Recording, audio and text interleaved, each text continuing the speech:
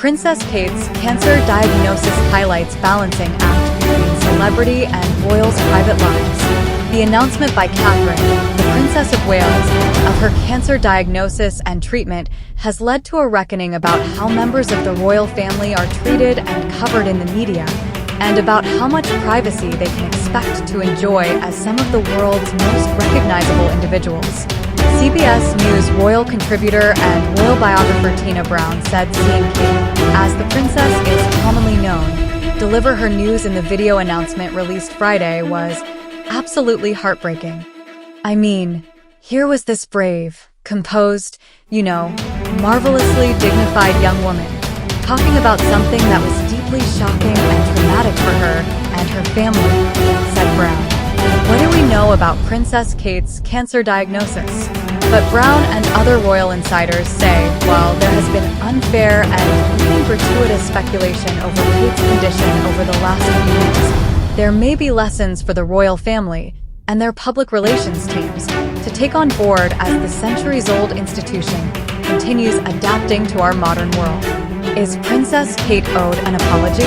Not long after Kate and her husband Prince William's official Kensington Palace residence announced the Princess of Wales surgery and said she would be recovering privately, with no updates expected, the social media rumor mill went into overdrive. Despite the declaration that there would be no updates, the royal couple posted a UK Mother's Day photo on their official social media pages on March 10th that appeared, at a first glance, to show Kate looking happy and healthy with her children. But Kate was quickly forced to issue an apology of her own, admitting she'd edited the image. The photo, released to quell rumors, ended up fueling them, with social media networks abuzz with people suggesting everything from marital problems to a range of unfounded health issues. I think that the apologies that are owed are some of these really salacious, horrible things that went on, Brown said. There were a lot of mean things. There were lots and lots of jokes. CBS News' Vladimir Duthiers commented. Kate, Brown said, had been ridiculously overwhelmed with all of the trolling and the mad theories and the crazy things that have been said, and she was simply backstage, or struggling with something that was really shocking and upsetting for her and her family. I think we have to really cut them some slack about it at this point, Brown said. Did Kensington Palace get it wrong? Even for the elite public relations teams on the royal payrolls, this year has brought a series of formidable challenges, and Brown said Kate's health problems coming in unison with William's father King Charles III's own cancer treatment likely added another layer of stress for the family and may have caused some chaos. Brown said William and Kate were initially dealing with the possibility that they may be king and queen much quicker than they thought, maybe even in the next couple of years if things go wrong, and she has this shocking diagnosis, plus 3 young children who she has to tell and handle, and at the schoolyard, people are obviously saying, "What's wrong with your mommy?" All these things. I think that there was genuine chaos behind the scenes as they've been trying to juggle it all. Brown said if she had been advising Kensington Palace on how to handle the public's insatiable appetite for news about Kate's recovery, she would have suggested showing the world, literally, how the princess was getting on, and she said the decision to share essentially nothing may have been down to William. I would like to have seen that happen a lot earlier, actually, and yes, they did make a complete mess of it, but I'm actually really told that some of it was because William really feels he is going to say, "My family do not have to say anything about their private lives."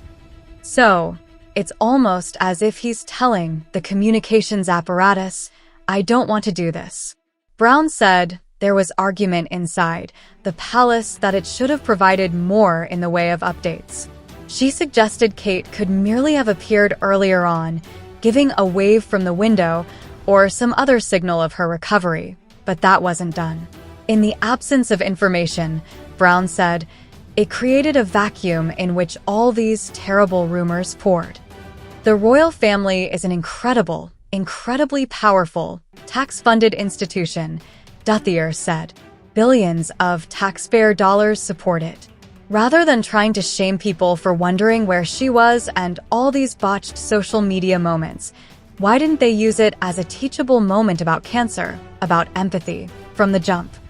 With all of the challenges currently facing Kate and William, Brown observed, "We can't really judge because what they're dealing with is so incredible." How much privacy should the royals get? Members of the royal family understand that they have a public role, but they also feel that there is a private side to their lives. That's their relationships, that's their family, and absolutely that's their health, said CBS News royal contributor Julian Payne, who previously served as communications director for then Prince Charles.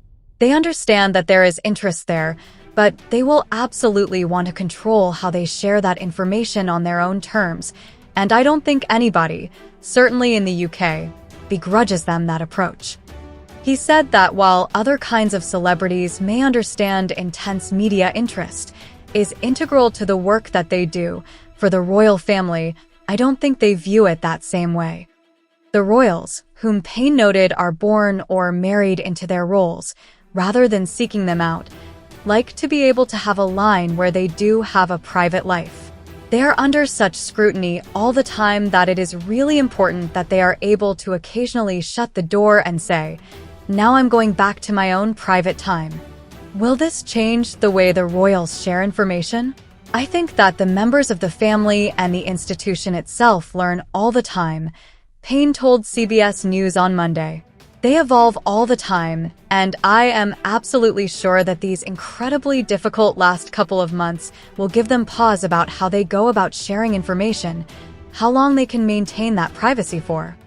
I think it's absolutely right that they seek to protect their private issues around their health, around their relationships, but they do understand that the world is changing and there is more and more interest in people's private lives, he said, adding that William, Kate, and the rest of their family are going to have to work hard to continue to protect that space. I think this is what's so interesting about what we're seeing now. Is it still possible to hold the line between your public role and a private life? And I am absolutely sure that if you ask the family, they would say, yes, it is. They understand the interest, but they also understand that they have a right to privacy, especially around things like their health and well-being.